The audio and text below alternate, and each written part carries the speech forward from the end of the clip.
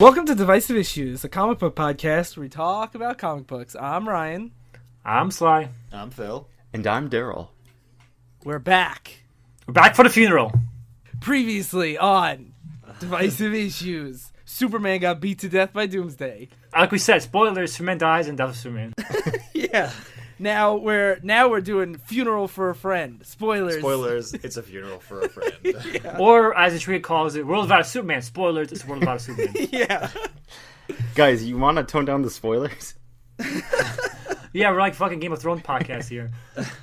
But just because we already covered like the intro to this, instead of having lore, we're gonna go into the backstory we skipped over last time because I assumed it was gonna be important. I didn't read this part of this trilogy yet, Death Return of Superman, so I didn't know how important Guardian Double X are we gonna be. But because like Double X showed up in Death of Superman. I don't even think we mentioned him in the episode. I did. Darryl mentioned because he insisted so much. Like Darryl was like Double X. Guys, wait, he's a DNA alien. Haha. Isn't that good? So I mentioned Cadmus, that weird shield-like secret organization, but they have these things called DNA aliens in there. And not only do they have DNA aliens, they also have Guardian. Guardian was a Jack Kirby creation, like I mentioned last time. But like, just when I say he's Captain America ripoff, I did not realize how much of a Captain America ripoff, because he literally was he died and was cloned by Cadmus, just like how Captain America was from like the World War II era and frozen. And his weapon of choice is a shield. Yeah, so he's like just Jack Kirby was like phoning in completely, like this shitty character. He doesn't throw a shield. Since last episode, I looked up some panels from Guardian, and there's one where he picks up Captain America's shield, and he goes, nah, this doesn't seem right. And then he gets his regular shield instead. He's like, much better. And I did not even realize how shitty Guardian was, because I did not realize the Newsboy Legion were his supporting cast. And just to explain Newsboy Legion, because I thought they were just a bunch, because I knew they were Jack Kirby characters, but I thought they were all lumped together in a way to pay tribute to Jack Kirby, but no, they were all part of Guardian's lore. But basically, when Guardian was cloned and resurrected, so is the Newsboy Legion, because, you know, when you resurrect Captain America, you have to resurrect his fucking paper boys that follow him around. That's So yeah, we haven't talked about the Newsboy Legion at all. They're just a bunch of stupid paper boys. Like, just to make this clear for the readers, if you're going to read this, none of this is clear from reading this comic. Yeah. So when I'm reading this, and this Newsboy Legion busted, and they're like, we're the Newsboy Legion. We're the clones of the original Newsboys. We're here to whatever. I'm like, what? And who was the original Newsboys? the best way to compare this, in my opinion, is imagine you're watching Captain America 2, and all of a sudden the Little Rascals show up. Yeah. They're more part of the cast. And one of them is in a scuba suit. Yeah. Yeah, it's like when I read it, they're just basically like the BK kids from like the early 90s. And the original Newsboy Legion from the 40s are grown-up scientists now, and they have the same names as the clones, so it's really, really annoying. Oh, I didn't even catch that. Yeah. Oh. Yeah. But yes, but Newsboy Legion and Double X was like a DNA alien that works at Cadmus. Wait, so are the scientists in Cadmus in this comic the Newsboy Legion originals? I have no idea. And at least we briefly mentioned Supergirl is a shape-shifting alien in the last part. Mm-hmm. Oh my god, I don't want to do this comic anymore. And Lex Luthor is a tall, buff guy with a huge beard and, like... Red beard. So is the shapeshifting alien actually female though? Because Lex Luthor's constantly like, "Lovely, I love you so much. You're so hot," and she's just like, sometimes she's this shriveled prune alien man, and sometimes she's Supergirl. Does it matter, Phil? Fascist Yeah, Phil? are you fucking judgmental? Like, I shouldn't assume shapeshifting aliens' gender. I know, but Yeah. You what if Luke was gay? Like, was that a big problem? Like, what no. If, Also, what if she identifies as female? That's fine. yeah, well, exactly. What if it's female that does a female? Okay, fine. But just to explain Supergirl, basically, this is one of the biggest problems with. This is why Cadmus is here too. Superman has a problem where there's divide between fans like me, who want to make Superman modern and relevant. I'd say all four of us don't Yeah. want this bullshit in here. I know, but you like Silver Age more than I do. Like, No, but you I want like it in the Silver Age. I don't like it now. But you like All-Star Superman and all that shit. Like, this is great. I love when the fucking double aliens from Planet Mars show up and like start fucking up Superman's dad and shit. How can you be a double alien? The same way it can be a DNA alien. I like it when it's called for and appropriate. In a story like this, keep it separate. But yes, but a lot of fans like us, we want to keep Superman like modern relevant, but a lot of people want to keep that old school, the old Silver Age shenanigans. Yes, shenanigans is such a good way to put it. Yeah, but like the Legion and all that shit. That's Silver Age Jack Kirby, and Supergirl is another weird political issue in comics. Where in the 80s they killed off the original Supergirl, the one you know by watching the TV show, Kara. They killed her off because there was a huge divide over whether Superman should be the last Kryptonian or not. And a lot of people, like, Superman's one of the one character where people are seriously divided. Like, they will not accept any Superman other than the one they want. So they had a compromise where, okay, we'll bring back Supergirl, but she won't be an alien. And they say, no, but you can't make her this. They say, okay, she doesn't even really look like Supergirl. She's a fucking look like a fucking jelly bean. Like they compromise so much to make this weird fucking. And like we mentioned that a little last time, but it's so much more jarring here because like it was much easier to ignore in Death, and here it's a lot harder. She's a main character. Yeah. That's my reason why I find this book weaker than Death. Whereas Death, the story's about Superman. Now, Funeral for Friends is about supporting cast, and supporting cast is really weird. I think this comic, after finishing it today, was like it's like the best. These comics were like the best and worst of comics. Yeah, it's like there's such good moments, but it's just muddied by like this trash that is like. I think it's like Sly and Ryan said, that it's about a lot of growing pains between trying to leave behind all the goofy stuff from the earlier ages and try and bring out like more of a modern spirit and like analyze and look at what the death of Superman means. But then you just fill it with all this nonsense and these underworlders and these newsboys, and it just like it pushes me off as someone that would get into comics.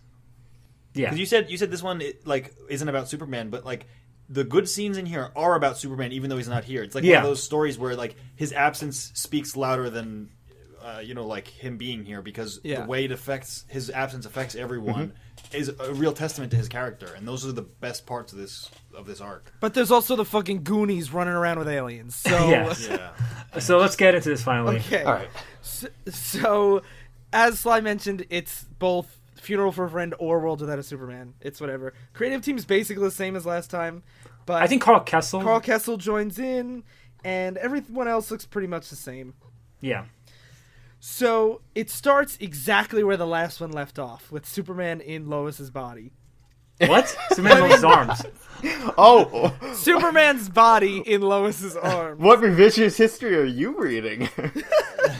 Yeah. Is this a remake of Freaky Friday? Oh no, now I'm Lois. That's the twist. That's how Superman comes back. He's actually in Lois's body. Off recording, I'm always like, I'm so bad at reading it, and they're like, no, you're fine. And then I make it like 8 words, and I'm just a fucking moron. Wait, are we skipping? We're skipping the Justice League stuff? Yeah, we can briefly mention. I would like to mention it a little bit. Ryan mostly talked about the last issue where Justice League more in Superman's death. It helps to answer that question, like, because I was feeling this during like reading the Death of Superman, like where's a lot of the other superheroes, and you see a lot of his closest friends show up, like Flash, be like, I can't believe I wasn't here while he was going and saving everyone, basically. I mean, technically, it doesn't answer specifically what they were doing at the time. It's just all of them, like, regretting that they were too late to do anything about what happened. Yeah, that's a good point. It's not actually saying, like, I was off doing this. Yeah, because when you guys said last time, it's like, Bill, don't worry, they covered that. It was just them being like, oops. But I mean, like, in more of, like... We didn't mean, like, they cover it, like, parentheses... I was fighting off the Doomslayer in Ghost City. Yeah, like that would be really boring to read if Flash is like, I was in issue 95 of my book. I at least wanted to know what Flash was doing, the fastest man alive, that he couldn't show up to save Superman. He's the only one I was confused about. At this point, Mark Waid had just started his run, so read that. It's way better. And by the way, in Flash, whenever his story, he gets trapped in time and shit like that. So it's not out of the ordinary that he would not be able to even be in our time. All right, fair point. Maybe he was trapped in time. He wasn't. He didn't get trapped in time until 1996, but that's beside. Well, not fair anymore. Fuck you, Sly. You're trying to explain this shit. You can't. It's a plot hole. Anyway, as Phil pointed out, it's just like the entire, like, all the Justice League different cast members showing up, and then the Oberon is his name. Yeah, Ryan's favorite character. Yeah, he does this really cool thing where he's like, I'm not really good with words, but I can at least, like, this is my sign of honoring him, and he makes armbands that have the Superman logo that all of the heroes put on their arms. Actually, the entire DC universe wore those armbands for a couple months. So, like, I'll be reading Batman comics from, like, right before Bane shows up, and Batman will have the armband on. It was just a cool thing that, like, DC did line-wide. It's very appropriate that we're talking about armbands, considering our recent political news. And well, I think it reminds me a lot of, like, if you guys have been following, like, the safety pin thing, where it's, like, it doesn't actually do anything, but it's, like, a show of solidarity. And just like Trump's future armbands. They don't actually do anything, but they'll be symbol for the people being deported. I'm trying to keep it more on the positive side. But you know what I mean? Like, it's just, it was a cool thing that even if you weren't reading Superman, obviously you heard that Superman died, so, like, you'd pick up a Wonder Woman issue and she would be showing solidarity with, like, the people that were mourning his death and stuff. Yep, it's a cool touch. That's cool. And also one thing to point out, Guardian's like, fuck Superman, he's a lamer, he died to Doomsday. Then at the end he takes one of the armbands anyway. And he thinks to himself, like, during the issue, like, what does he say? He said, Doomsday caved me in. But you took him down. Yeah, he's like, I can respect you for that. Yeah. He's still a bratty piece of shit, though. Yeah, it's the classic, like, tough ass. And not even saying this ironically, Guy Gardner actually is one of my favorite characters. Yeah, he is. I love assholes. I love that fucking shitty Vine Kid character in the first part. I would just, at this point, like to shout out to JC on Twitter, who pointed out that that Guy Gardner, even at the funeral and everything, still has his stupid bowl cut, and he should really have gotten a grown-up haircut for this serious story. Oh, I hate it. Okay, so can I get into this now? Yes, let's do this. So, Superman's body is in Lois Lane's arms. Good job. Now say next words, Ryan. And it's basically the exact scene we left off on, where, you know, some heroes and some police officers are just like, no, he can't be dead, and other guys have, like, big guns aimed at Doomsday, thinking that, like, we don't know, is he dead? We don't know anything about this guy. Like, did he move? And I do really like this dichotomy of, like, they're trying to mourn, but also realize, like, we don't know anything about what this crazy thing that just happened is. Yeah, they're still in fear. And Dublex shows up and mind reads Doomsday. My boy, Dublex! He just looks like a gray alien with, like, 2 horns. He has two orange horns. What a color. Yeah. And like later, he says about how he's a mistake. Yeah. But he says Doomsday is his mind is empty, while Lois starts freaking out, saying, "You guys are worrying about Doomsday, worried about all this, but Superman's fucking. We all assume Superman's already dead. Why don't we fucking help him?" Yeah, we got to do something to bring him back. And Jimmy Olsen's like, even Dublex says he's dead. The expert on everything. Guardian starts kissing Superman's body, and then No, he's giving mouth to mouth. He kneels down to give him CPR, and Guardian says, ugh, his lungs are like steel tanks. All I've got doesn't even get a rise out of his chest, so Guardian tries to give him CPR and just fails. Which is a reoccurring theme with Guardian. Whenever Guardian shows up, you don't have to add the words he fails. You can just assume. Like, you can just say he's attempting something, and then the assumption is he fails. Here's a question I had for you comic fans. I know Sly gets triggered by comic science, but oh my god, please don't! I beg you, Phil. Can we not? Look, no, we're not going to talk about the science about it. But I just wonder, like, are Kryptonians, like, is there a reason that they look literally identical to humans and anatomically, even though they're, like, so different? Because Krypton was the same distance from their red sun as we are from our yellow sun. So in, like, Marvel lore, like, DC lore, all beings develop very similarly?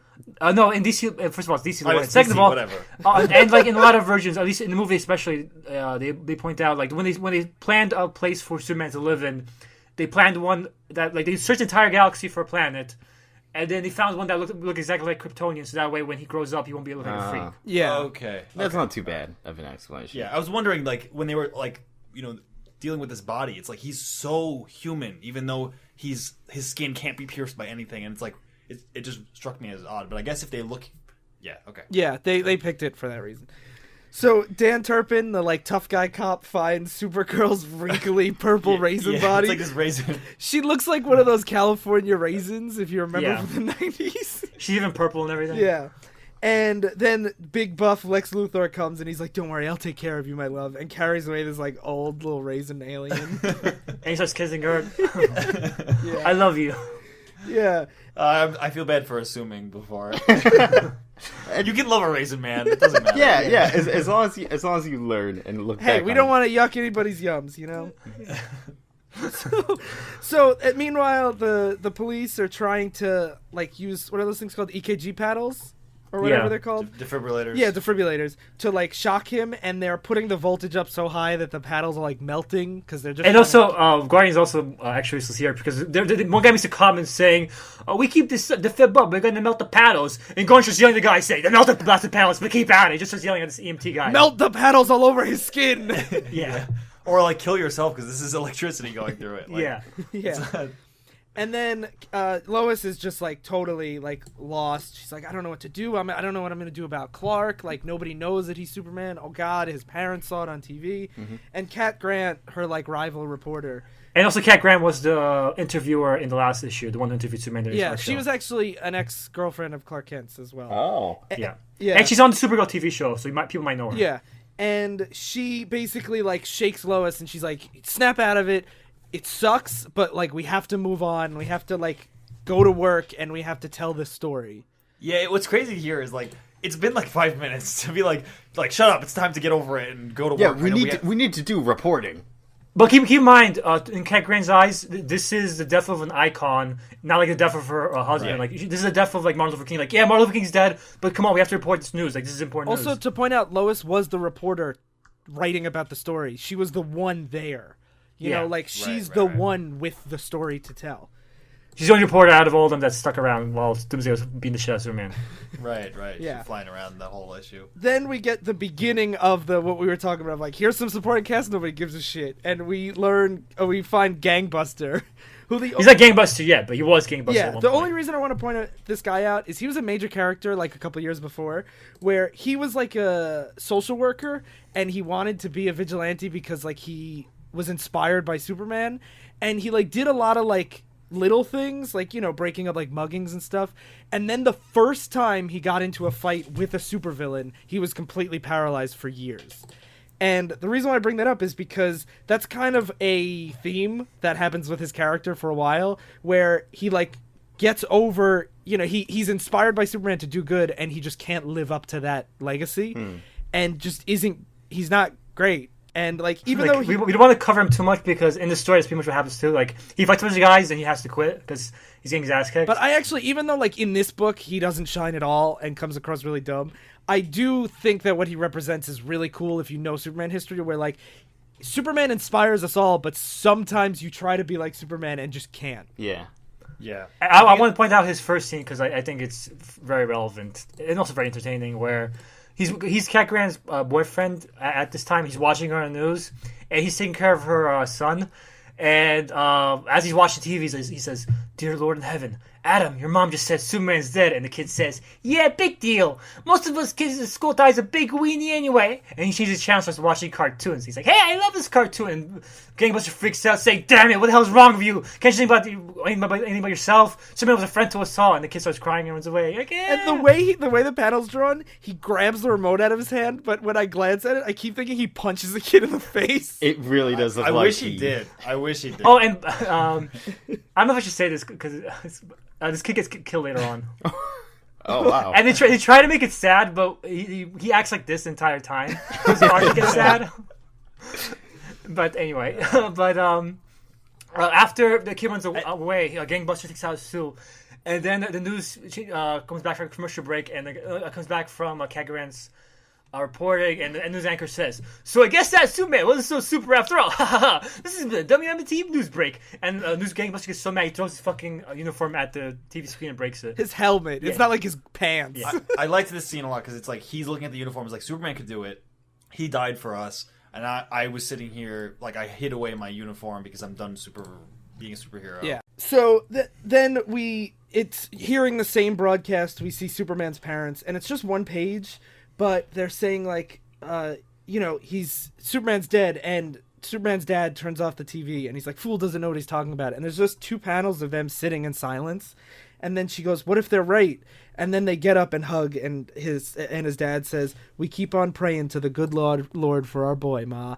And I think they do a lot with this page. The Pa and Ma Can't Sub is my favorite part of this whole book. My one problem is that they kind of just repeat that for the next 3 issues. That's fair. That's very fair. That's fair. It's like, I really like them too, because it's really important to show what his parents think about this, but it doesn't move it along until they go to visit Lois. Yeah. I think that's fair. So, I mean, I'm glad that they only spend like a page on it then, because now that you point that out, like if it was 3 or 4 pages every issue, like that would be really frustrating. So then we see Raisin Man and Lex. You can skip over this. It's just... Yeah, it's just her turning back into Supergirl. No, I want to bring up. I think the armbands. I want to bring up Raisin Man. I think the armbands are really cool about showing the solidarity for Superman. And here, when Supergirl turns back into humanoid Supergirl, she says that she has like bruises and scuffles on her face, and she says, "I'll wear them as a tribute to the sacrifice Superman made in battle." Lex. Next issue, she doesn't have them. Yeah, she does. Also, I just, as with like every shapeshifter, just want to point out that once again, those aren't clothes she's wearing. That's her skin that she made look like clothes. Yep, flappy cape skin. Which is always weird that her cape is skin. So then the head of Cadmus is trying to take away Doomsday and Superman's body, and the cops and like Superman's supporting cast, like Double X, are like, no, fuck you. Hey! Don't besmirch Double X's good name. He stays out of this. Yeah. It's just Guardian yelling at his boss. Yeah. He's like, "Give me your badge number. I have authority to take his body from the president himself." And the cop's like I care, and punches him in the stomach. And he says, "Forget the badge. Just remember Dan Turpin. Turpin. The boys call me terrible, though I don't know why." And what's great in the background is Guardian going, "Turpin, no, he's the head of Cadmus." Like he's just complaining. He's like, "Don't punch my boss." Yeah. Turpin is one of the best characters in this. I agree. Definitely. As Bibbo would say, he's my favorite. Yeah. As speaking of Bibbo, he shows up with Professor Hamilton, who's just like super science guy. Yeah. And they have so this many characters. Yeah. But the reason why I mention this is because Bibbo mentions this again later. They show up with this like super science machine that's just another defibrillator, but this time it's super defibrillator. It's so powerful that the people that have to defibrillate Superman have to wear a force field around them. Yeah. And it's worth pointing out, even though it might seem like, oh, so many characters, it's just fuck this. Keep in mind, like, if you're watching any Death of Batman, you would want to see like Silver, St. Cloud, and other characters show up, like if you know Batman at all, like it will feel. I get why it's there. It's just it is jarring as someone who like doesn't read a lot of Superman. I don't find this part that jarring because I'm just like, oh, these are just like his friends. Yeah, they like, make it pretty clear that human people aren't mind at all, like human characters. Plus, they were at least in death doing something. Yeah. They're not like explaining like, oh, it's all of their clones and like they're just guys, you know. It's not a basic mech from the Fifth Dimension. Yeah, exactly. So then, it doesn't work, and I just want to point out that this is where I start to turn and start to love Bibbo. Is he's going to defibrillate him, it's like powerful, and he says, "No one's gonna miss a pug like me if things go bad." Saying if he gets killed defibrillating him. And the defibrillator is so powerful, it literally explodes. Like the whole page is white and says "vroom," and Bibbo gets set flying, and he's basically knocked out after that, unable to continue. But he says like as he passes out, like, "No, I can keep trying." Yeah, I can go another round. Let me rest a bit. And then what's great is then Guardian's like, "Let's try it again, Professor Hamilton. I'll step in for Babowski." And the professor's like, "No." When I read this, I didn't notice how much people like, "Hey, Guardian, fuck you." Yeah, they just ignore him. Because whenever I'm so used to like I don't like the mentality of judging a character just by his name. I don't like being Phil, basically. I don't like judging a character just off the bat. I like to give him a chance. Every time I give Guardian a chance, I'm always like, is this a time Guardian going to do something useful? It never is. It's always, I'll take care of this Guardian. You just step back. I'll take care of it. There's literally no reason for him to be in this comic. He just stands back and like complains about stuff that another character could have filled in the role of. Yeah, exactly. He's important because he gives us lots of material to work with. It's true. But yeah, even Professor Hamilton has used the machine. He can't defibrillate Superman. Yeah, so Superman just stays dead. Yeah. And then the issue ends with a scene at the Daily Planet where they're just basically planning out tomorrow's paper, and Lois is like really broken up about it, but she's still typing, and Jimmy has the pictures he wants to use, and Perry White is giving them like a pep talk. Yep, he's basically saying that we did this like it was important to capture this moment because it's about the sacrifice he made. Because Jimmy felt like it was being callous to show these photos after Superman had died and like Yeah. what it says on it. And at this point is when the rest of the Daily Planet staff starts asking, like, have you heard from Clark Kent yet? And because Lois is engaged to him. And she's like, no, I haven't. And they're like, well, he's among the hundreds missing in the wake of Doomsday's destruction. I'm sure he'll turn up. And she has to kind of like put up a brave face, like, I hope so, even though she knows that Superman's dead. And people constantly make comments like, you know, she was emotional over Superman dying, but Clark's her fiance, like not realizing that she was literally holding her fiance in her body.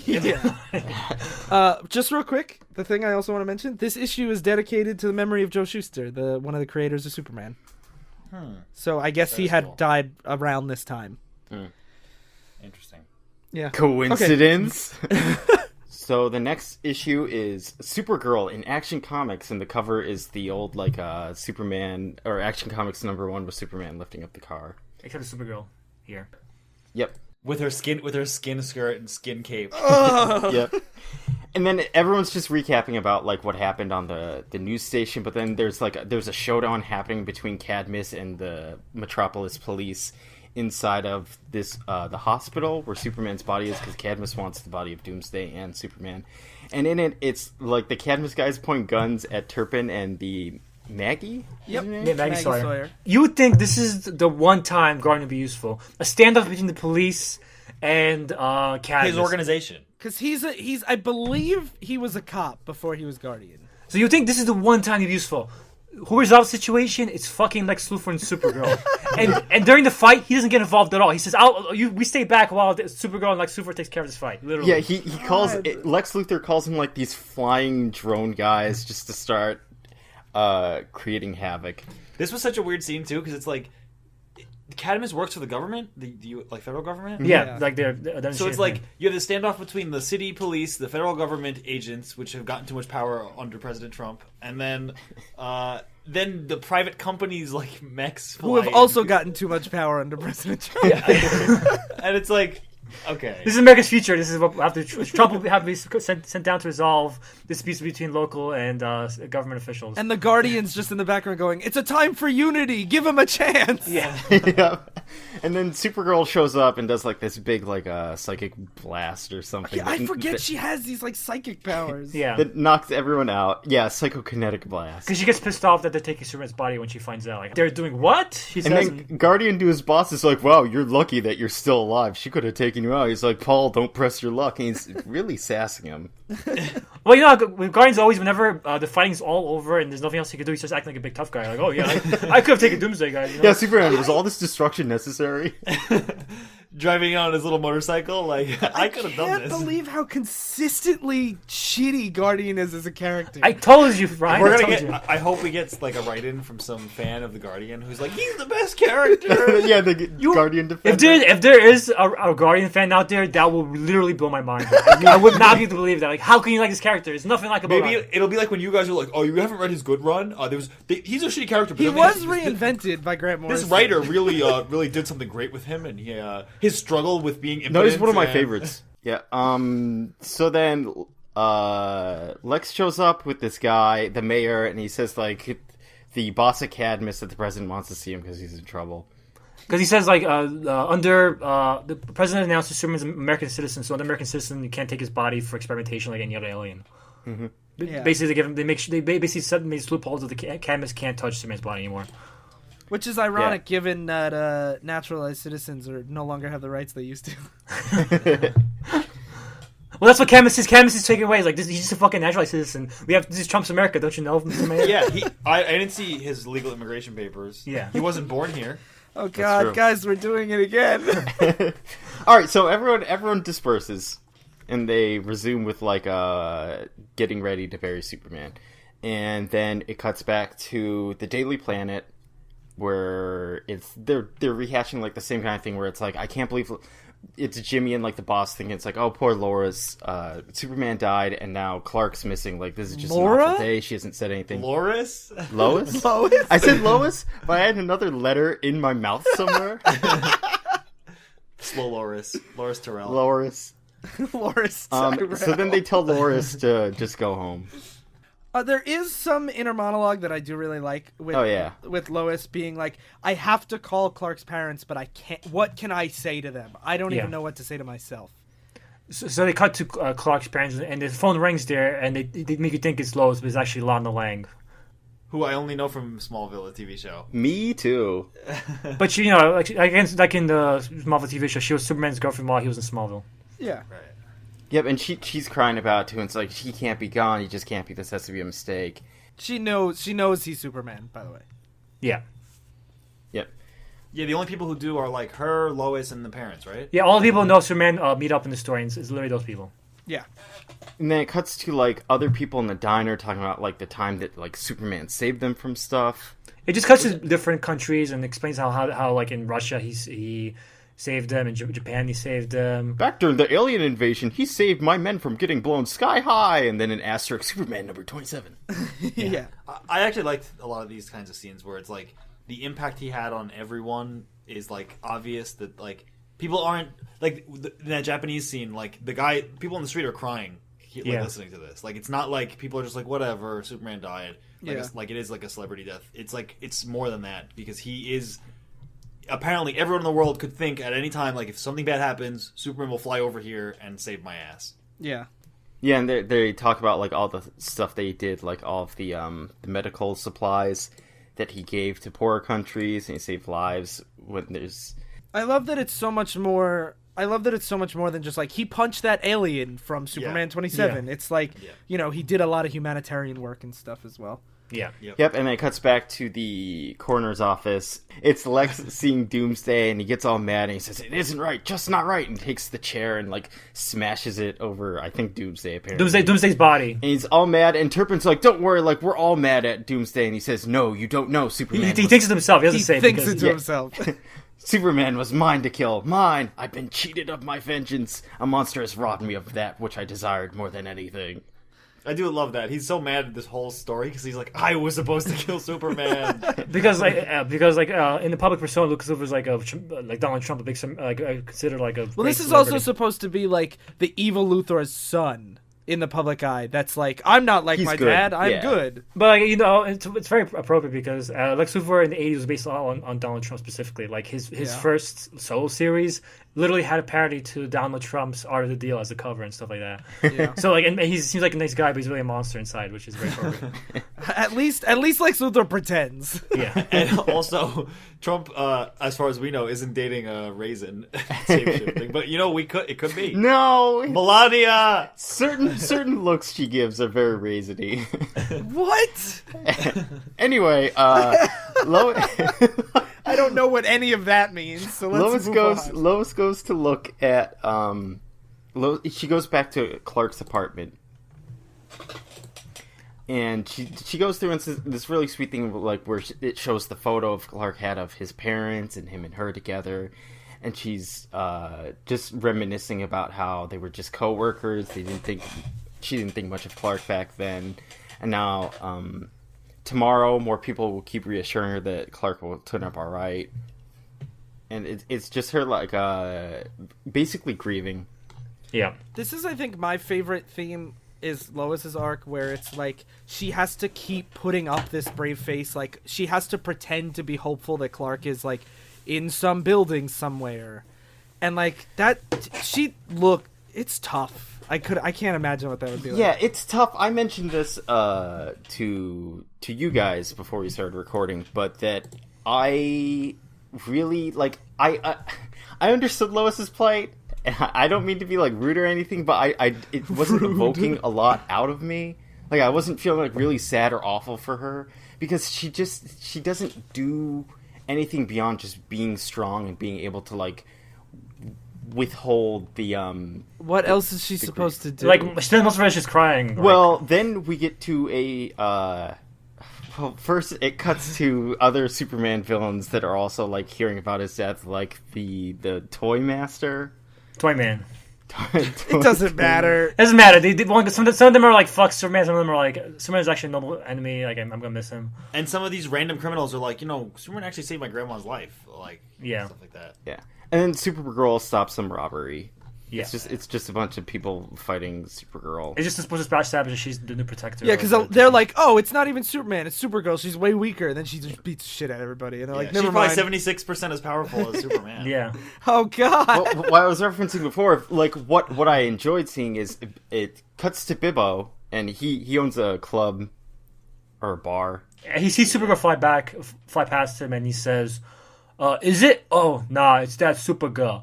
It ain't my favorite. It'll never be him. Yeah. Never again. He's gone." When he needed help most, there was nothing I could do. Why'd I think I could do any good anyways? Professor Ham, he's the smart one. And so he goes into this bar, and like these guys are like, "Hey, Bibbo, where you been?" And they're offering him a drink, seeing the good that he did on TV, trying to like resuscitate Superman and everything. And he says he doesn't want a free drink. His bar's closed. That's it. Like, you guys have to get out. And they're like, "You sure, man? All right, whatever you say, your boss." And one of the guys thinks to himself, "Gee, I ain't ever known Bibbo to turn down a drink." And then inside, Bibbo says, "God, it's me, Bibbo. Been a while since we talked. I know my pal Superman's with you now, so I guess he don't really need my prayers, but the rest of us sure do." And then he starts praying, doing the Hail Mary. And he asks God to take good care of Superman. "I miss him. I suspect about everybody misses him. God, I gotta ask you why. Why should Superman die when a wash-up old roughneck like me goes on living? It ain't right, God. It just ain't right." And it's like 3 panels of slowly zooming out of him in the bar, alone in the dark, crouching down to pray. It's the best scene in the whole book. Hands It down. is, Yeah, and definitely. that's why I was saying, like, that pulled a lot more out of me of where I could really feel this guy's, like, anguish and pain at losing this person that he valued, like, the most in his life. Yeah. Because there's one, I think, like we talked about how a lot of the other scenes are repetitive. Like, this is one powerful scene to show his grief, and it was like one, like versus like a bunch of machine gun firing, different emotional scenes. Is basically one tight scene to show one powerful emotion. Yeah, and, like, even just the small stuff of, like, I've never known Bibbo to turn down a drink. Like, that was really important. And, like, with the stuff with Lois, it's a lot of her inner monologuing about, like, how much everyone loved Clark, how much she loved him, and how unfortunate the whole situation is. And it seems like it's just stuff that gets established, like, over the next few pages, too. And I understand that she is in pain, but I felt like just Bibbo having to pray to God was a way better, because even, like, God's more powerful than Superman. And that's the only person he can turn to. And we talk about how, like, they look up to Superman as, like, their savior. And then when he's gone, who do you turn to? Like, their actual savior, you know? Yeah. So if you're following along with the trade, we're skipping the dumb time travel story. We're skipping that. So next issue is Superman Man of Steel, number 20. Cover is all the Justice, like, not the Justice League that was in the story, but all people you associate with the Justice League, like Wonder Woman, Flash, Green Lantern. They're all Guardian. But wait, where are Fire and Ice and Bloodwind? Yeah. But they're all standing over plaques saying "In Memoriam Superman." So the opening scene is everyone's preparing for Superman's funeral. People are building Metropolis. Like, Super's the guy basically in charge of all the funeral stuff, and he's doing the typical scene Oh my god, his hair, they're doing his hair up, and it looks so crazy. He looks like a JoJo character or something. I thought the same thing. I will say, what's his guy's artist name? Let me see if this. Is this when you messaged us saying he looks fabulous, Darryl? Yeah. So, John Bogdanovi, I really like his art a lot in Death of Superman. I like it a lot in Return of Superman. I find a lot of the art in general weaker here. I feel like this book in general feels like a lot of filler and rushed stuff. Like, it feels like they sacrificed the quality for this book to make up for Return of Superman. No, what's the name of the guy that writes and draws? Starts with an S. Dan Jurgens? Yeah, his art's always really good. I always like his writing. I always like his art. And this guy is just, some of his faces are really wild. It's like it's very stylized. Yeah. But I think it works really well in Return. It's like when we read Swamp Thing, and it's like some of those face zoom-ins are really weird, but like when that guy was doing horror, it was really well done. Yeah. It's like this guy when he's doing like kind of action or kinetic scenes. Yeah, that's how I feel too. That's why I think this one's weird, because it's really just people going to a funeral. This whole issue is just people going to a funeral. I also feel that Jurgens, in my opinion, is one of the most underrated comic creators like ever, and having him be like the guiding hand throughout this whole big event does put, when there are weaker parts, I think it puts it on a spotlight, because I think his work is so strong. Mm-hmm. But yeah, so Lex Luthor's arranging it, and it's a cliche scene where people are doing his hair while he's on the phone and shit like that. And they're like, use our coffins. And it's like... Yeah, and meanwhile, Mom and Pa Kent are sad because they can't go. They're like, Mom Kent's like, we should be there, Metropolis, not here in Smallville. And Pa Kent says, we couldn't get anywhere near him, Martha.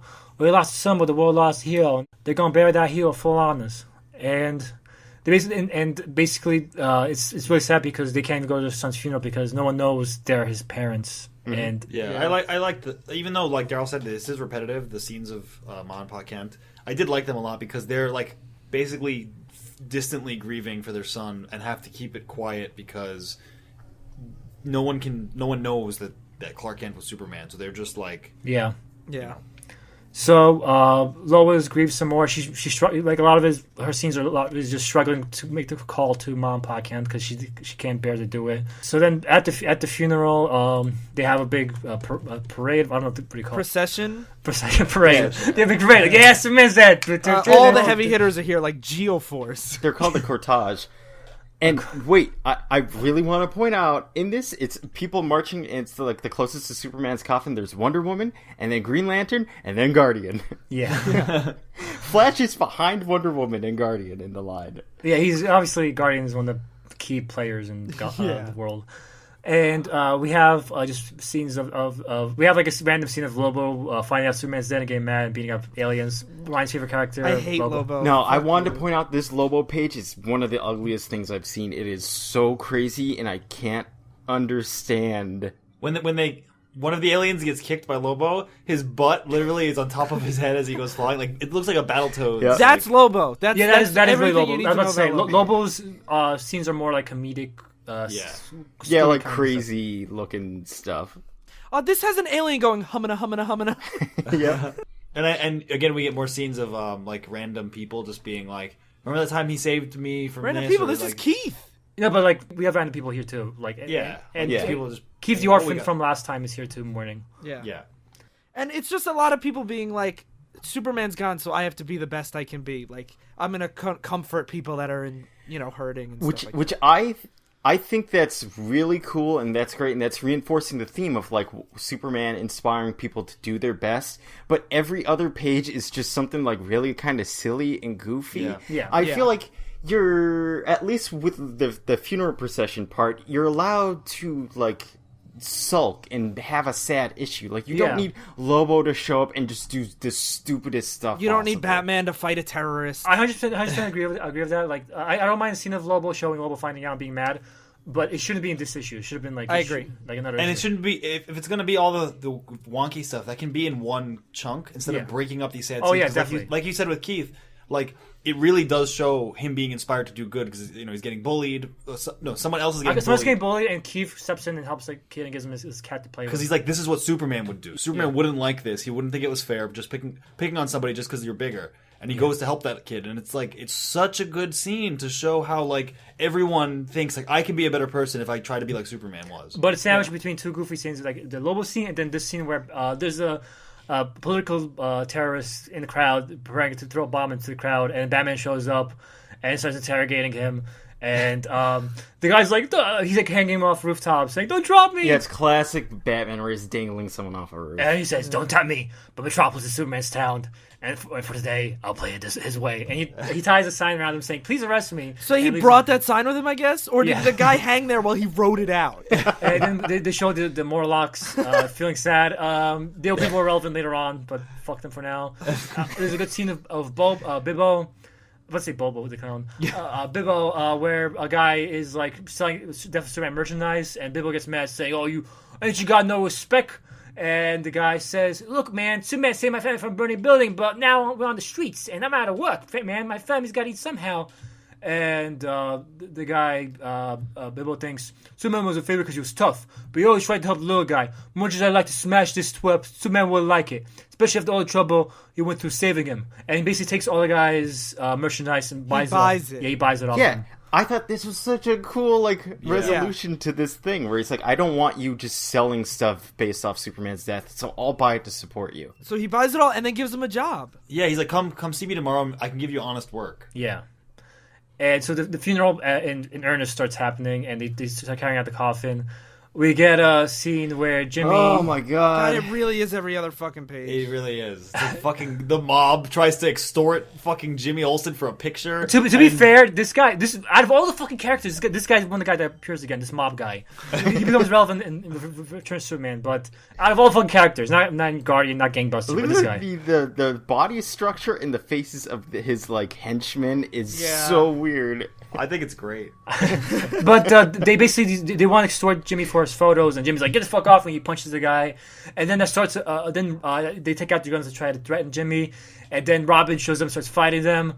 I love the idea of like these mobsters being like pulling out a gun at Superman's funeral, where every superhero in the world is. It's like, fucking idiots. Yeah, this is something I found reading this whole thing. Like, comics are always so weird to me because they really have this distinction between people. Like, in real life, even criminals generally don't just pull out assault rifles and shoot at cops. Generally, that doesn't happen. But in comics, it's so common. And this is a world where the cops half the time have like power rings and like no, really, it's like that's another relic I think of the old era versus the new era.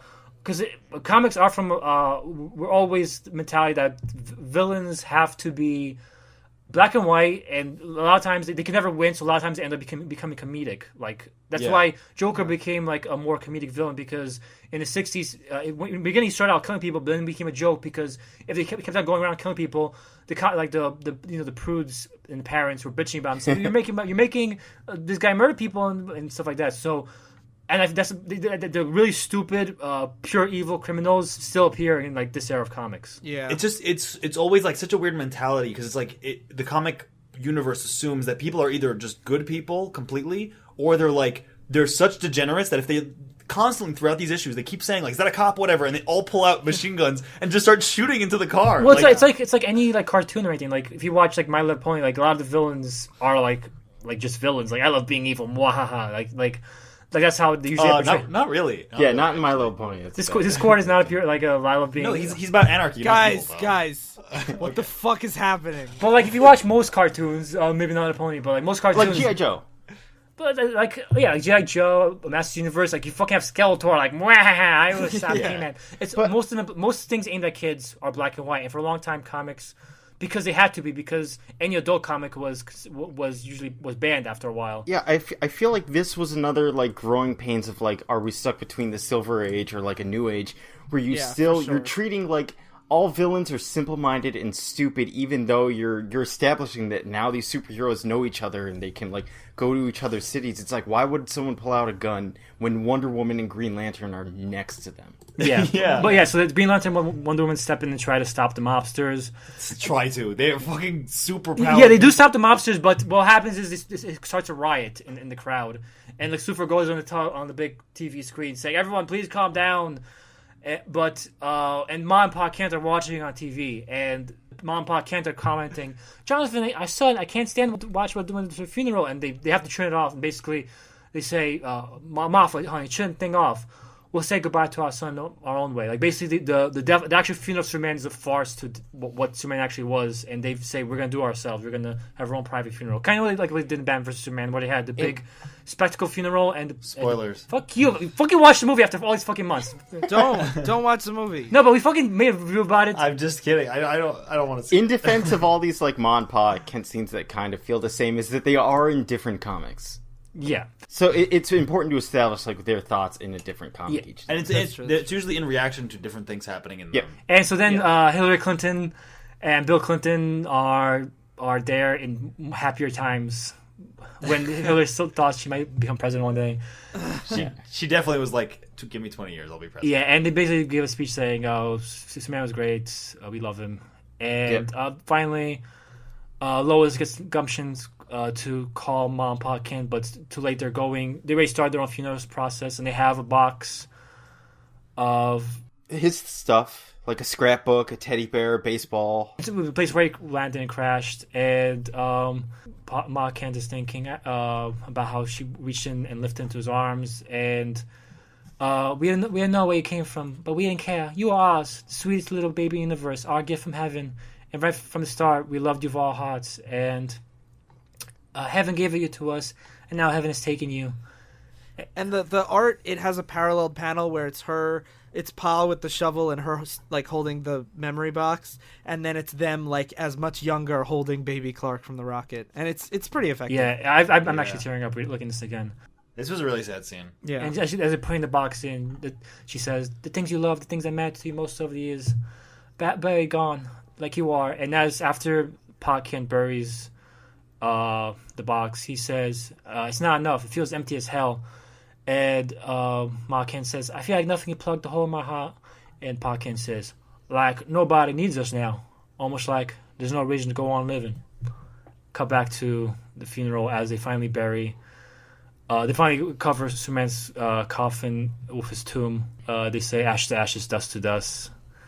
And finally, Mom and Pa pick up the phone for Lois, and they cry as they talk to each other. And she apologized for not calling sooner, and how she couldn't do anything to save Superman while just watch him die. And they're like, "It's okay. Like you couldn't do anything. We understand." Like, and they say, "We're gonna come to Metropolis." End of issue. Yeah, it's a good one. Yeah, it's pretty. Even with all the dopey stuff, it's a good one. I feel like I could take this story arc and cut out half of it and make it so much better. Agreed. This comic's perfect, says that. Yeah. Yes, perfect. I was just gonna say, I feel like after having read that Archie issue with his dad, like this doesn't get to me as much as that did. Oh, I agree. No, I think it's still very touching. I think it's very touching, but like, yeah, it doesn't have to be as good. The idea of two elderly parents burying their child and feeling they have no reason to go on live anymore. Not even being allowed to bury their child. Yeah, but then I sit there and I'm just like, just make one whole issue about that.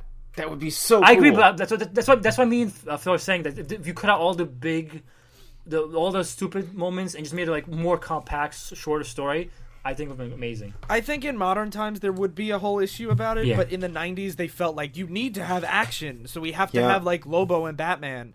And like the fact that even with the climate of the early 90s in comic books, they still managed to do these scenes, I think it's impressive. Me too. I have a question for our comic fan aficionados. We're aficionados of comic fans, only not comics, but comic fans. On the cover of this issue, who's that next to Shazam that's orange and purple with a white head? That's Metamorpho. Metamorpho. If you read Flashpoint, Element Girl, whatever the fuck her name was female Metamorpho. Gender swap. Oh, I'm sorry, I didn't read it. Metamorpho looks like a Frankenstein monster, but he can like turn himself into any like thing, really. Like more than just a shapeshifter. Like he can turn himself into basically any element. So he like can be like. So he's a Skrull? Well, kind of, but like more like Plastic Man, like Mr. Fantastic. No, because they are still. He can turn into gas and stuff. Metamorpho. Oh, okay. Also, the cover is like Darryl was alluding to. It covers all like the big superheroes standing on Daily Planet, throwing Superman's cape into the air. So it opens up with that, some superheroes showing up. Shazam shows up and says, "Holy moly! Looks like everybody's here." Yeah, and then we cut to Ryan Lynch from his early teenage years, and he says, "Face it, Mitch, life sucks." Yeah. Bad enough Ma's gonna kill me for sneaking on a bus and coming to Metropolis. But then I get here and the sky's open. Might as well be a typhoon. But I had to come. Superman is dead, and it's all my fault. So he was, if you remember from Death of Superman, he was a kid that was like whining about how Superman's lame. Guy Gardner's the only cool Justice League member. And he's the one who, his house burns down with the man baby, and he yells to Superman, "Come save me. Come save my man baby." The only thing that really matters in the Justice League scene is that they just say that it's Christmas time and they want to do something good in honor of Superman, and that it's pouring. Yeah. And he's like, I heard a big announcement from someone close to Superman's going to be here. And there's a woman claiming she's Mrs. Superman. She's having a big press conference in public. Yeah, she's like, I secretly lived with him. We kept our relationship secret. And Lois gets really angry, and she's like, "Don't tell her you're buying any of this baloney." And she's like, "Why don't you let him finish? Why didn't you let her finish?" And she says, "That Charlton's no more Mrs. Superman than I am." And she runs off. Which is, again, it's even though like Darryl said, it didn't tug at his heartstrings as much. You can see like how much this must suck to have to lie to the world as they're like grieving. You have to be like, I'm upset, but you can't show them how upset you are. Yeah. Like, literally we were gonna get married. But it's like how she can't say that I am actually Mrs. Lois. Like, Yeah. this is an impossible. Mrs. Lois. She buys top of Lois. Loris. I still think that the Lois stuff is too. great. It's not as great as Bibbo, but I think it's still some of the best stuff. I think her situation's cool.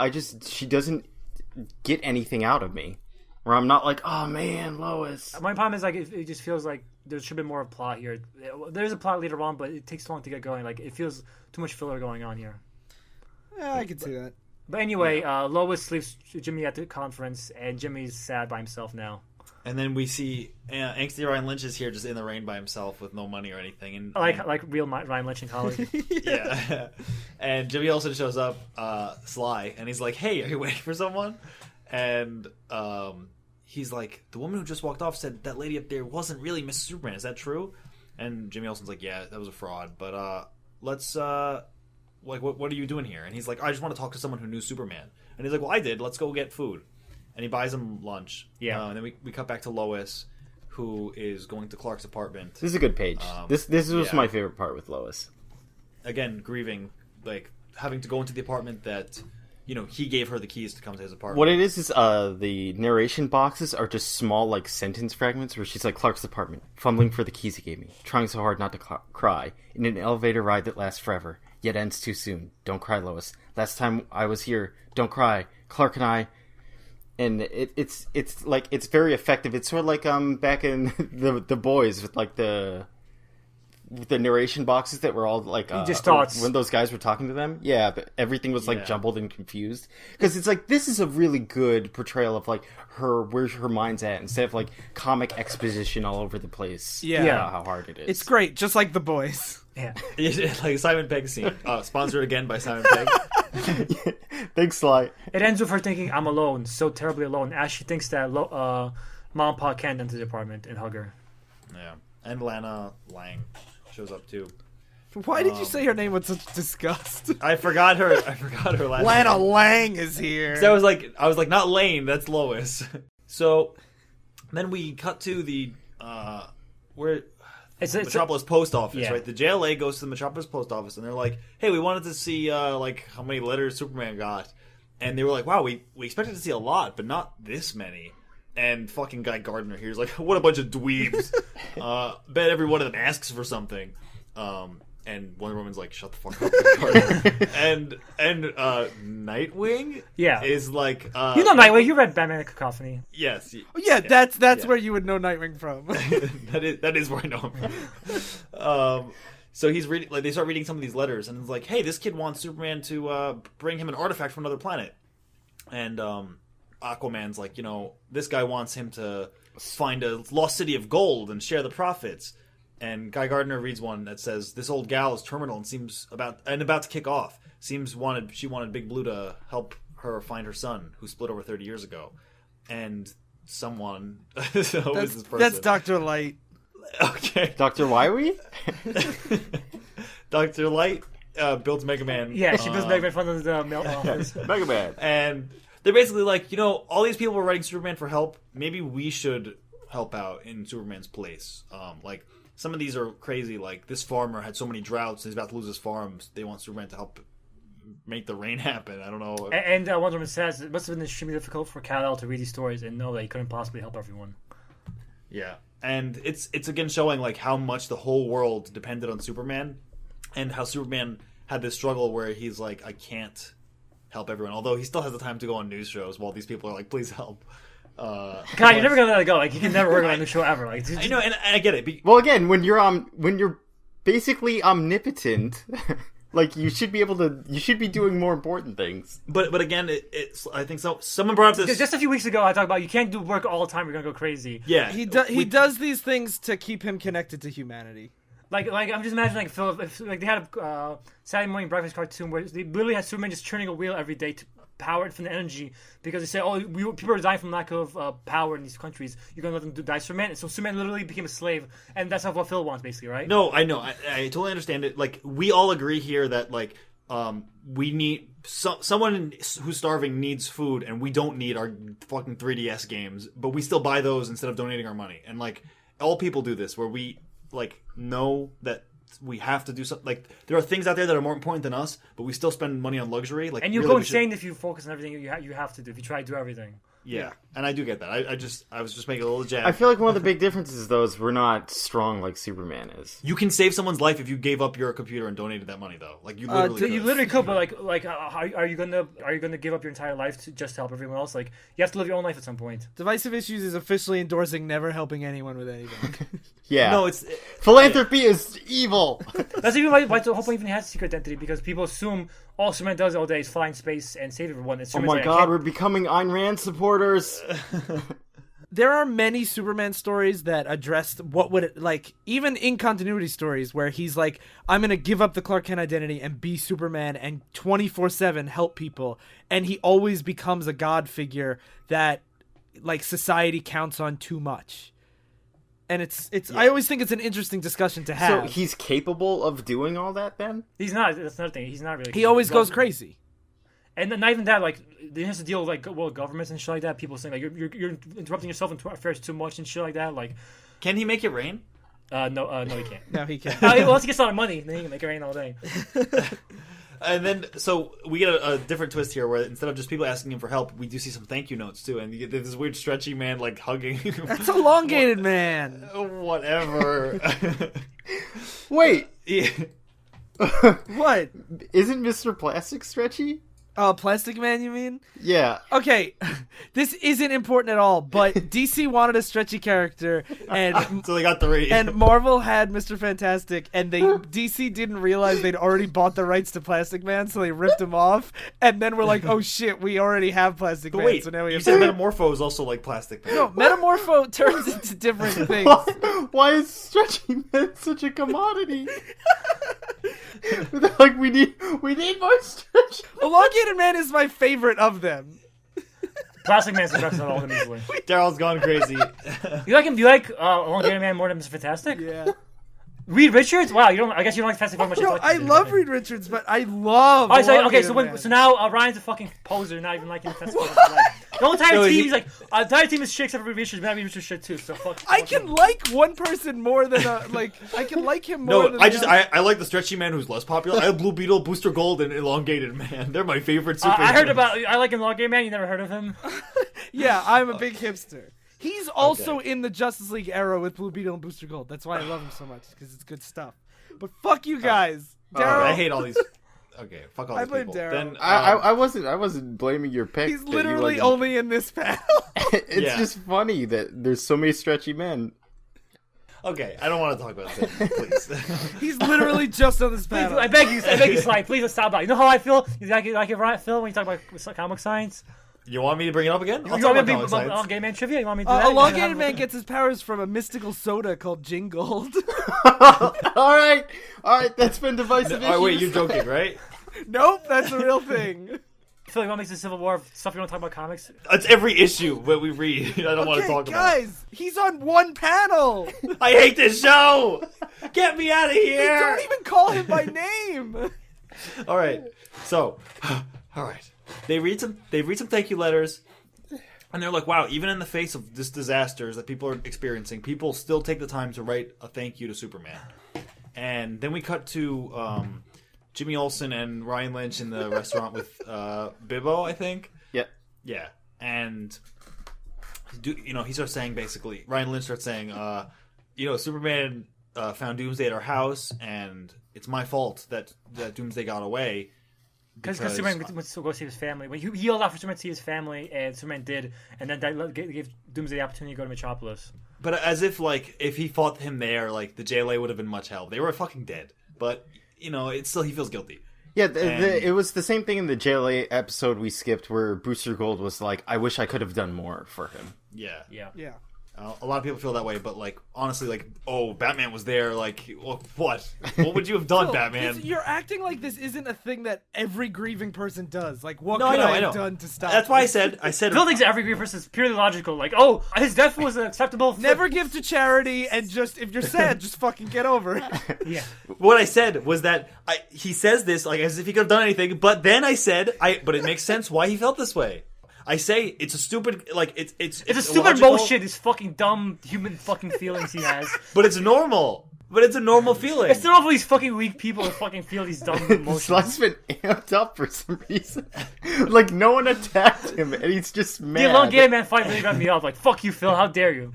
Oh, whatever. But yeah, like I see your point. I agree with that because it is like that's why I was thinking when I was reading it. It's like, what could you have done? But it wasn't important to them. It was just about the fact that Superman died. But then he explains why he really is so upset about this. Well, before he says that, before he explains why, he says Ryan says he went to go to Metropolis to meet Superman's widow, and Superman says, "My pal was a bachelor." Bibbo says. Superman's dead. Bibbo says that. Wait, Bibbo says, "My pal was a bachelor. No way he wear a ball and chain. He's Phil." The old whip and chain, you know. The old whip and chain. Oh, That's such a throwback joke. Yeah. Everyone thinks about, like, I'm Superman, but I'm really Clark Kent. But, so then Ryan Lynch is like, my own man ditched us months ago. Like, he didn't care no more. He always said he never should have got married, and we got dumped. But then a complete stranger like Superman comes along and stands up for us. Superman died fighting for us while my own father was nowhere to be seen. So it really shows that, like, for a lot of people in the world, he's not just like this, like, abstract hero. He's like, he does what the people in your life sometimes fail to do for you. Even this kid's dad left him, but this stranger is willing to literally come and die to save his family, which is, you know, it's a good scene because this kid, it really pissed me off in the death of Superman. But Ryan Lynch really pisses me off every day too. Yeah, but after I found out, after I saw, you know, Ryan regret that Darryl came in and saved his life, you know, I was like, you know, he's good. He's a good character. I can make a podcast with him and I'll punch his face in. Also, does his baseball cap say guns? It actually says "Make America Great Again." It's probably a Guns N' Roses baseball cap. It just says guns, though. Yeah, well, they don't have the rights for Guns N' Roses. But we come back to Lois and Lana and their reunion. They talk about how they have to be quiet, even though Superman's dead, because everyone will be swarming them and the people that Superman knew for news stories about him. And Clark wanted privacy, so he'll have it even now. It's neat that they decide to respect his dying wishes. Yeah. They have to continue this facade. Yes, yeah. I was looking for the word. All I could think about was elongated man. And then we cut to a bunch of, like, Justice League members showing up to fulfill some of those letters that Superman got sent. So, like, and one of them goes to meet the Ryan Lynch's deadbeat dad. Yeah, you kind of figured out from context clues that this is Mitch's dad. Yeah. He's like, hey, you know your family was basically wrecked by Doomsday? Ryan, I didn't know your dad had a pedo stash. It gets longer in the next few pages. One thing that's really interesting is he's like, I haven't talked to them for weeks. Like, they make it seem like he left them, like, years ago. Apparently, he, like, just went away, like, 2 months ago. Well, no, but to be fair, in the last issue, they do say, Mitch does say that he left recently, and he's in the process of getting divorced now. Like, oh, okay. Like they you're did make right. it clear, like he's in the process of getting divorced. And then we just see a bunch of other things, like, you know, Nightwing delivering Christmas presents. Yeah. The woman who, like, lost contact with her son, Guy Gardner, like, teleports, or he picks him up with his ring and flies away with him. Yeah. And then they're like, they build a golden statue to Superman. Oh yeah, at the funeral they had a golden statue ready for him. Right. Yeah. And they're like, just like all dictators. It's Superman standing up with one arm outstretched, and there's a eagle landing on it. It does look a little dictatory. And just like all dictators, the final scene of the issue is, people tearing down the statue and saying "Viva la Revolución." Yeah. And they're like they're rebuilding the house for the family that got destroyed, the Man Baby. Get family. Another appearance of the Man Baby. Yeah. Mm-hmm. Yeah. He looks okay. He looks a little bit man baby. A little bit. But they had basically side by side to show Mitch at Superman's statue, mourning, and while the Justice League is rebuilding his mom's house. I love this too because this contractor's like, to the Justice League, can you really build a house in a day? And it's like, this is the Flash and Green Lantern. Like, yeah. And Green Lantern says, we have the means if you can provide the expertise. Yeah. So then we just see people coming together for the holidays, people's wishes being fulfilled. Dad is brought back by Wonder Woman. Confirmation the hat does say guns. Mm-hmm. Check out these guns. He puts up his arms. Yeah. I want to point out they bring back Ryan Lynch's dad, and he reunites with Ryan Lynch's mom. It's like, I'm sorry for being an asshole. yeah, she says, yeah, when you left us, I swore I'd get by on my own. You said you didn't love us anymore. He says, that's not true. When I realized that if not for Superman, I would have lost you all. I want things to work, Claire. I want us to be a family again. As a child of divorced parents, that's not the way it works. That guy is a deadbeat dad, and he is gonna leave again. Yeah. I don't like this ending because in real life it would have been more powerful if like they just had learned to they just fix the house, because in real life you don't just get your dad back. You don't, especially with not like it's not like the parents had to talk about what wasn't working in their relationship. It's like, once this traumatic event happened, all of a sudden I love you again. What was really cool is Ryan Lynch too. Mitch, the kid, decides it's like, I'll get home and I'll get along better with my mom, which was what should have happened. He should have learned to appreciate his mother. But it's one of those where it's like, it's almost like too happy and cheery. Yeah, like, I agree. It should have been about like, you need to continue enduring, just like the Kents are and Lois Lane and Lana Lang are. I agree. Like that and especially since his dad, it's like his dad was looking for them, and the ones when walks in, and he was like, "Oh yeah, I have kids in the." Yeah, he's like, "Oh yeah, I have." When I'm dragged there by a superhero, it's not natural at all. They don't have any. And also, he's still surrounded by superheroes, as he's basically forced to give this speech at gunpoint. Yeah. Like, I love you, family. Yeah, he's like, no, I love you. I didn't cheat on you. Don't worry about it. Does Mitch disappear after this? He's never in it again, right? He's never in again. Yeah, I don't think so. They live happily ever after. Ryan goes off to college, and then he fucking grows up a bit. And starts a podcast. And then we get to send us off to the shittier issues of this story. We get the zinger. Yeah, where you mean stinger, not zinger. But anyway, the Cadmus shows up and steals Superman's body. All the ones. They are stealing it. Yeah. And then it's like, stay tuned next time. The issue you really want to see, not about grieving with and dealing with loss, a fight scene over a Superman's body. Like, join next time when the story jumps the shark. In my opinion. Yeah, absolutely. Yeah, so the listeners have something to look forward to. Yes, join in next time for when we jump the shark. Oh, we already did that. Like episode. We already did it. Yeah, episode 1. When we got Phil on this show, that's when we jumped the shark. When we got Darryl, we jumped the shark. You're right. We need Joe back. So we're trying out maybe like more spread out format to really get into why we hate each other so much, like Elongated Man. Let us know what you guys think. If you want us to be more concise, or if you want more kind of off the cuff tangent stuff, let us know, because we're not. It's not like we recorded this a year ago. We can adjust. We also don't know what we're doing, so we need help. Yeah. Yeah, like all the other podcasts are like, they went to school for podcasting. They're like, I know what I'm doing. Maybe. No. No. Okay, so we'll save the recap page for after part 2. Sure. Yeah. Or like our general thoughts on the whole arc when we're done with the arc. How are you guys feeling so far? I think this is pretty good so far.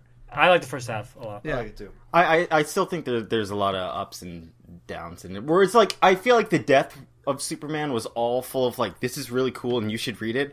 For here, it'd be weird to recommend this if it's like, I want to know what it's like when like a superhero dies, how people like deal with that grief, because it's more about like how the society around Superman, like all of his friends, all of his enemies, like how they're dealing with it, instead of like more general ideas. Like those are in there, but they're not given a lot of time.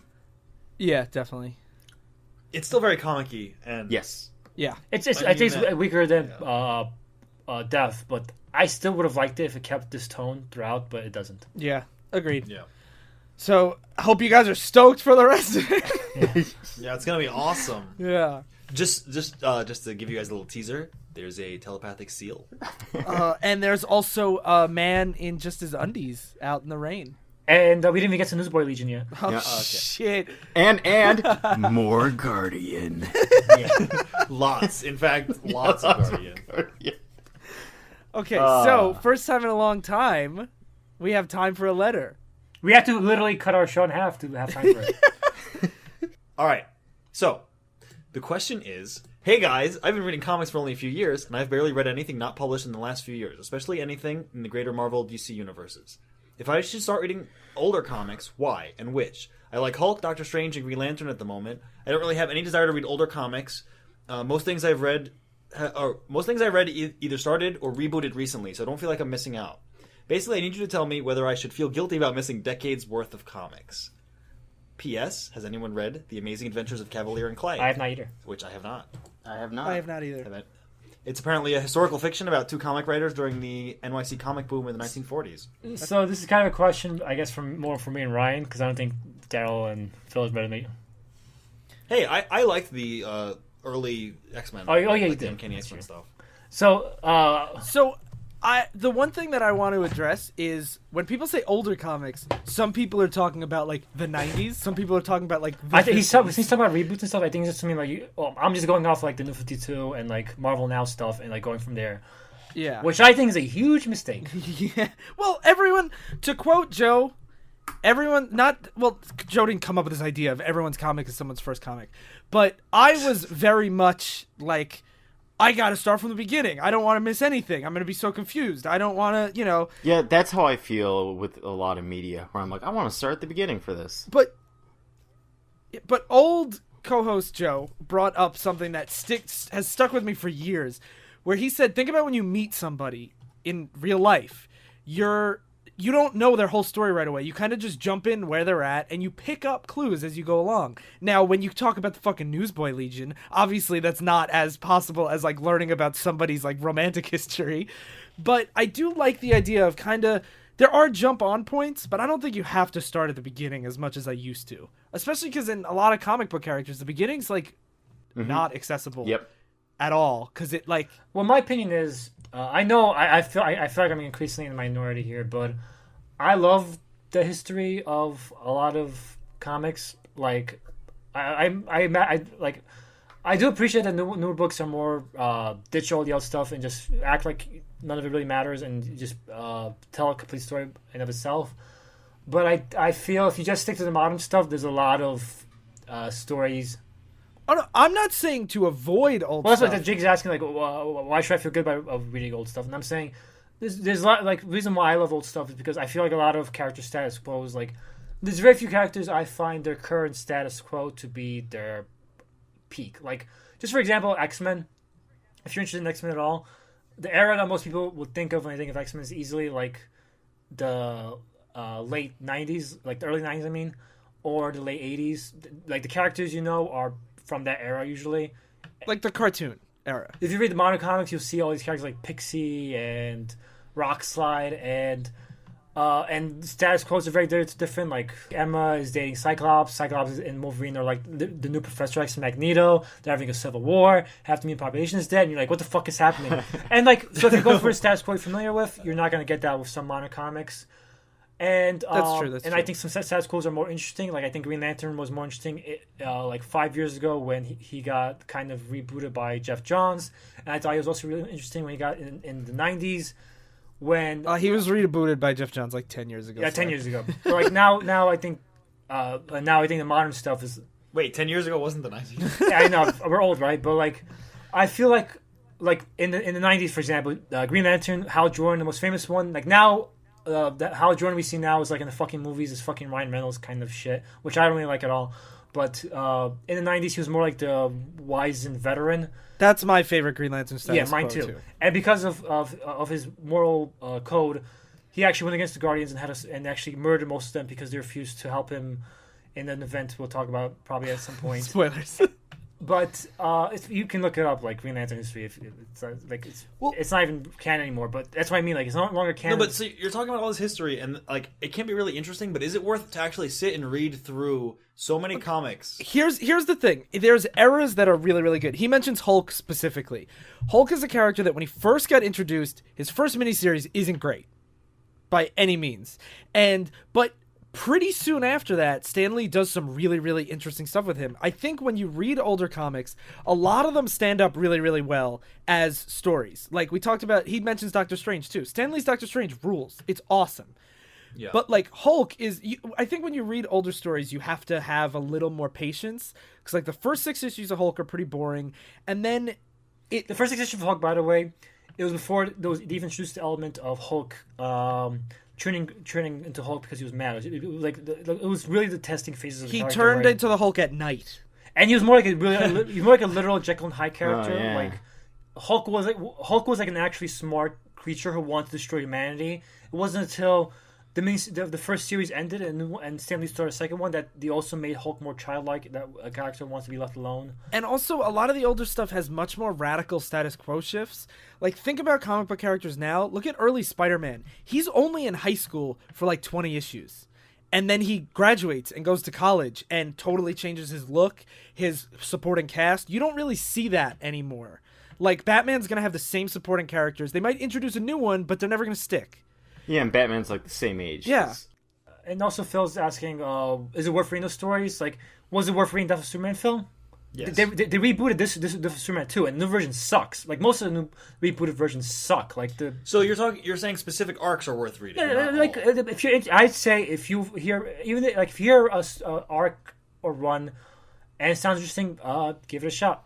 Like Death of Superman, Yeah. give it a shot. And that's how I got into old comics, because I read Death of Superman, then I read Return of Superman, and that kind of got me into 90s Superman. That's kind of Right. like, I mean, I can agree. Like what you were saying before, Ryan. Like, you got to get to know people or whatever. I think that works to an extent, but I don't want to just pick up a random comic and start reading at any point. Like, I'm okay going back and reading a story arc.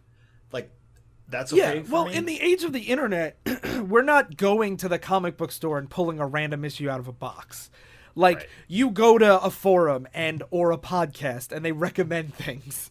Yeah. And like I think the stigma that people are intimidated by the history, I think is overshadowed that most comics you can pick up. If you pick up a trade, you generally have a pretty good idea what's going on. Like, even all the crazy confusing stuff that happens in this book that we're talking about today, it's still, I was never like, I'm so lost. It might be silly or take me out of it a little bit, but I wasn't like throwing the book away because I had no idea what was Right. going on. I was. Fuck this book. And like, I think you shouldn't be as intimidated by old stuff, but I also think you shouldn't be as like avoiding of it, because a lot of, like, I was the same way where I was like, I don't want to read comics from the 60s, and then like I took recommendations from the internet, and like some of it's really, really good. Some of it's terrible, but some of it's really good. And also just to help, because Jake's asking, he likes Hulk, Doctor Strange, Green Lantern. Like we mentioned, Hulk, you can pretty much pick up Marvel Masterworks #1, Essential Hulk #1. Just pick up the first Hulk. They're doing epic collections now of the early stuff, and that's So the Epic Collection. There's a lot of ways to pick up the early Hulk issues. The first 5 issues are rough, then it starts getting good, then it gets really good. Then you can stop when Stanley leaves, and you can decide from there where you want to pick up again. And Doctor Strange is similar. His run doesn't start out as bad as Hulk, but it starts out pretty decent. Then he has a big 15-issue arc. That's one of the first like massive epic stories in comics, like during the era where every story was like a one and done. And that's when Doctor Strange really picks up on the Stanley's run. And I don't know about Green Lantern as well. Green Lantern, if it's not Denny O'Neil, don't read anything before like 1985. Like I'll recommend picking up Emerald Dawn 1 and 2, I think. Yeah, Okay? that's And then a maybe Emerald Twilight, which is the story I mentioned where Hal murders people. I agree. And then maybe you could pick, and then my highest recommendation for one of my favorite Green Lantern stories is a story that they could never do now. It's the last will and the Testament of Hal Jordan, and that's a perfect example of why I think where all comics were visiting, because it's a status quo that isn't even accepted nowadays. But Yeah. that story cannot be written any other time. One of the things that I do have to warn about people when they read older stuff, a lot of it is hard to find because trades go out of print or stuff has never been collected. And DC assumes people are treating it like the way Jacob treats it, where they don't want to read the old stuff, they want to read new Well, stuff. they've been getting a lot better. But generally, like, don't get discouraged when you can't find things. And there's other ways to find things. Never give up. Never give up hope. Superman Yeah. wouldn't. He would always look for the comic. Yeah. I think if Sly really hit the nail on the head, go on Wikipedia. If that seems interesting to you, go check it out. Comixology, you could buy issues for like $1. Yeah. Comixology is a good example because it's online. You can buy it for like $1 an issue, probably. Yeah, basically. Cool. Okay, so anybody else have anything to say? I hate this podcast. How does Darryl feel about old comics? Because you didn't say much. Well, I didn't have that much to add because I don't know a lot about Hulk, Green Lantern, or Doctor Strange. No, but I'm curious. Like, do you agree with like Phil was kind of persuaded by my example? Like, do you agree with Jake that there's no reason to go back? I mean, it depends on what kind of person you are. If you're a person more like Sly, where it's like I need to know the history in order to understand the nuance and the what's being referenced in the future, that's really important for you to do too. But like I said, just it depends on what kind of person, like what you look forward to in a comics. Do you want to understand everything, or do you want a good tale told to you that you might not pick up every panel? I mean, don't get me wrong. I am a continuity junkie, but I'm a lot more like I don't give those books out as much. They're more for my collection, and when I recommend them to people, it's generally like, "Oh, you've already read a bunch of modern stuff with the characters. Here's some more history stuff." And like I said, Darryl, like I recognize like more and more that not everyone's like me in that regard. That not everyone loves history as much as me, clearly. The good thing about comics is you don't have to pick. There's modern stuff, there's old stuff, there's millions of comic books to read. Yeah. And then more comics nowadays are more tailored to newer fans where you don't have to read anything before then. Yeah. Cool. So I want to give a quick plug to the Comrade Radio Network, our Overmasters. And I realized that it's been a very long time since Darryl guested on the Comrade Radio news show, and I don't think we mentioned it. Not even I mentioned it. Oh, yeah, we did. Wait, you have Phil guest already. Yeah. So Phil's going to be on either soon or just recently. But Darryl did an episode. Ryan from the new show Tales from the Static did an episode recently. It's a great show. If you like our show and want to sample some more shows from the network but don't know where to start, the format is just Malcolm, our Supreme Overlord, talking to Hell Hydra. another host from any show. Yeah, Hell Hydra. And it's great. It's one of my favorite shows on the network, and you get a nice sample of a lot of different conversations and a lot of different topics. It's fun if you want to hear like two people's opinions just on one certain like specific aspect. Unlike this show where we talk about everything and fucking interrupt each other all the time. Yeah, it's much more of a conversation than it is like a structured, we're going to go through this story, or, we're going to play this game or whatever. And I'm a big fan. So, and as always, rate and review, subscribe on iTunes, Stitcher, Google Play, SoundCloud. A couple secret people have been listening to us on Stitcher, and I love seeing our Stitcher numbers go from 0 to 2. Secret people. Well, I don't know. If it's you, tell me. It'll make me feel good. It's not. And, it's Divisive Issues on Twitter, Facebook, all that stuff. And that's all I got. So, thank you guys for listening. We've been Divisive Issues. I'm Bibbo's Lonely Tears. I'm Hillary Rodham Clinton. I'm Hillary Rodham Clinton. I can't say it. I'm Hillary Rodham Clinton. I've been a Purple Raisin Man. And I've been the Guardian, aka Mr. Please Don't Punch My Boss. It's not pronounced Rodham. Jesus Christ. I don't know. Stay in continuity.